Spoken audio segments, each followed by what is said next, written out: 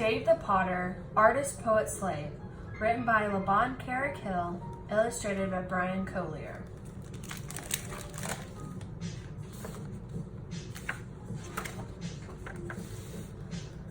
To us it is just dirt, the ground we walk on. Scoop up a handful, the gritty grains slip between your fingers. On wet days, heavy with rainwater, it is cool and squishy, mud pie heaven. But to Dave, it was clay, the plain and basic stuff upon which he learned to form a life as a slave nearly 200 years ago. To us, it is just a pot, round and tall, good for keeping marbles or fresh cut flowers. But to Dave, it was a pot large enough to store a season's grain harvest, to put up salted meat, to hold memories. Each one began out of clouds of dust, clotted clumps of clay, ground in the pug mill and carried wheelbarrow after wheelbarrow to Dave's spinning potter's wheel. With a flat wooden paddle large enough to row across the Atlantic, Dave mixed clay with water drawn from Big Horse Creek until wet and stiff and heavy. He threw the clay sometimes 60 pounds at once, and nobody knew how or where it would land except Dave. Dave kicked his potter's wheel until it spun as fast as a carnival's wheel of fortune. Like a magician pulling a rabbit out of a hat,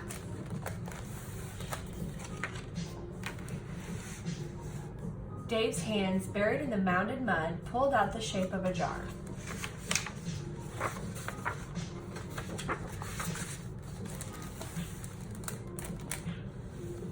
His chapped thumbs pinched into the center, squeezed the inside against his fingers outside. As the wheel spun round and round, the walls of the jar rose up like a robin's puffed breast, but only so far before its immense weight threatened collapse. The jar grew so large, Dave could no longer wrap his strong arms around it.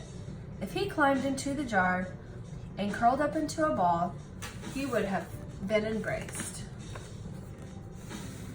Only then did he stop his potter's wheel and roll long ropes of clay between his dry, caked palms. Dave mounted these coils of clay one by one on the half-finished jar. He ran his wet fingers along the sides to smooth it all together, kicking the wheel with the heel of his foot. The shoulder and rim shrugged upward as the jar took the shape Dave knew was there, even before he worked the raw mound on his wheel. While the clay dried, Dave pounded wood ash and sand to mix a glass-like brown glaze to withstand time.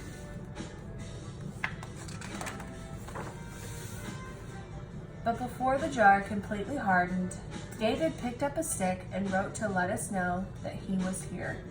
I wonder where is all my relation, friendship to all, and every nation.